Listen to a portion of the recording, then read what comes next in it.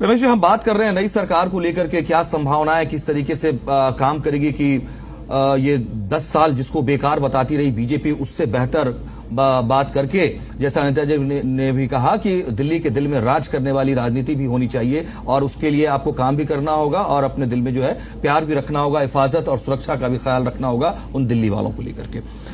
मैं ये समझना चाह रहा हूं कि रमेश जी की क्या ये सब चीजें अब जब ये डबल इंजन वर्ड के साथ ला दी गई है, ये मान लिया जाए केवल, क्या ये डबल इंजन शब्द केवल भरोसा कर लें इस शब्द से कि हां सब ठीक हो जाएगा, या प्रैक्टिकली व्यवहारिक तौर पर, जमीनी तौर पर कुछ हर्डल्स हैं?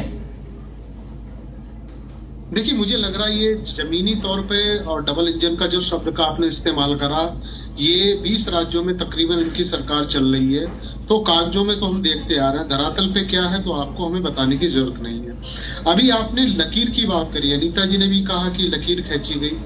अब 5 सालों में लकीर का फकीर कौन बनता है? भारतीय जनता पार्टी बनती है, ये तो आने वाला समय बताएगा। लेकिन जो मुद्दे सामने खड़े होके आ गए हैं कि अभी सस्पेंस बना के रखा गया है, सब कुछ कार्ड भी छप चुके हैं, टेंट भी लग गए, हलवाई भी आ गए, सब कुछ हो गया है, लेकिन हमें आपको अभी तक नहीं पता है कि सीएम का चेहरा कौन है, नाम कौन है।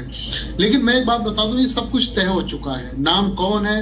पर्यवेक्षक जब नियुक्त हो जाते हैं तो उनकी पहली ड्यूटी ये होती है, वो विधायक दल का जो नेता चुना जाता है उनके पास वो मीटिंग करते हैं, बैठक करते हैं, मुद्दे समझाते हैं, आगे क्या करना है। ये सारा पूरा एपिसोड कल से ही चल रहा है। हालांकि नाम को अभी उजागर नहीं किया गया। ये भारतीय जनता पार्टी के अंदर का एक नया चलन जो सामने आया, जो मध्य प्रदेश में भी देखा, छत्तीसगढ़ में भी देखा, जो हमने राजस्थान में भी देखा, तो ऐसा ही है।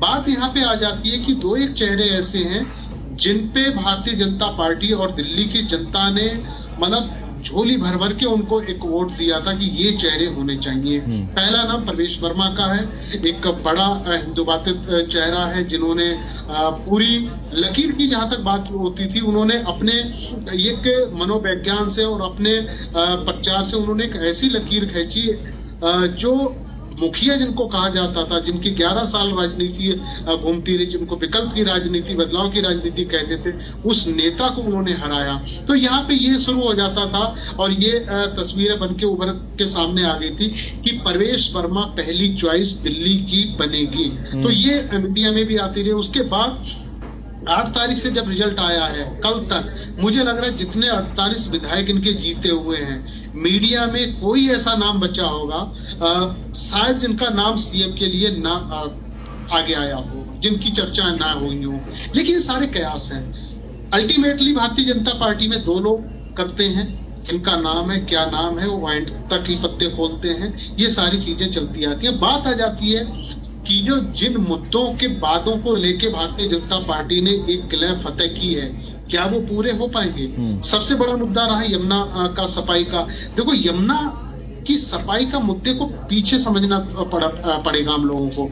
यमुना दिल्ली में बहती क्या है? 2% है। 98% यमुना जो पहले पीछे से बहती हुई है, आप पहले पीछे की यमुना को साफ करो, दिल्ली में अपने आप साफ हो जाएगी। गंदा पानी पीछे से आता है और दिल्ली में आके उसको दूषित कर दिया जाता है, यहाँ भर जाता है। सारे गाजियाबाद के नाले, जितने भी कारखाने, जितने भी गंदा पानी, वो सब यहाँ पे आ रहा। ये अब आपको सब पूरा करना पड़ेगा, उसके बाद में गंगा यहाँ पे साफ हो जाती है। लॉ एंड ऑर्डर का मुद्दा उठाया गया, बिल्कुल सही बात है। पिछले 10 सालों में जो लॉ एंड ऑर्डर की स्थिति दिल्ली के भीतर रही है, वो किसी से छिपी नहीं है। कल आपका जो नया सीएम है वो भी ओथ ले लेगा, उससे पहले इतना बड़ा कलंक, जो इतनी बड़ी घटना जो दिल्ली में घट जाती है, तो मुझे लग रहा है ये शर्म की बात है।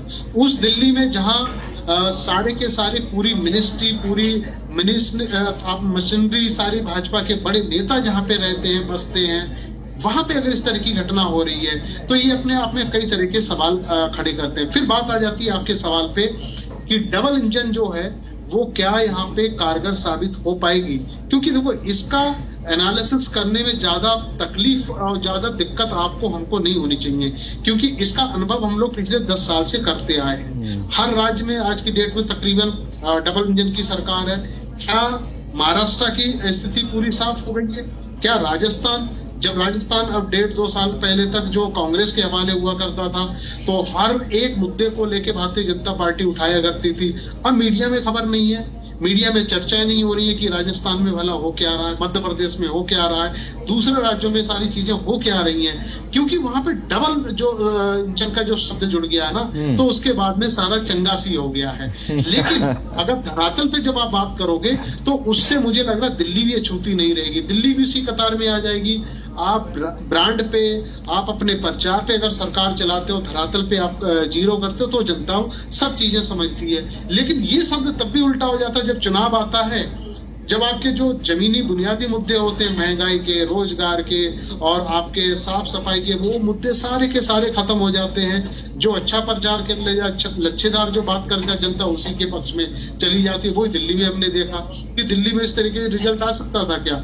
तो कई कुल मिला के अगर देखा जाए, दिल्ली के सामने और जो सरकार नई बन रही है उनके सामने चुनौतियों की भरमार है। और सबसे बड़ी बात सुखद खबर यही है भारतीय जनता पार्टी के, क्योंकि यहाँ का जो रेवेन्यू है, जो खजाना है, वो कम से कम आपके लिए ठीक है। यहाँ ज्यादा घाटे में नहीं है कि आपको ये रोना पड़ेगा कि नहीं, यहाँ तो पूरा घाटे में है, इसलिए हम गंगा की सफाई नहीं कर पाएंगे, लॉ एंड ऑर्डर की स्थिति सही नहीं कर पाएंगे। सब चीजें आपके लिए फेवर में जा रही हैं। अब आप किस ब्लूप्रिंट के साथ में जाओगे और कार्यशैली आपकी क्या होगी। सबसे बड़ी बात है कि सीएम कौन होगा, क्या उन चीजों को ये मैनेज कर पाएगा, या कोई पर्ची खर्ची वाला होगा, या मैनेजर टाइप का कोई बैठा दिया जाएगा, जैसे आदेश आएगा फिर वही करा जाएगा। जी ठीक है।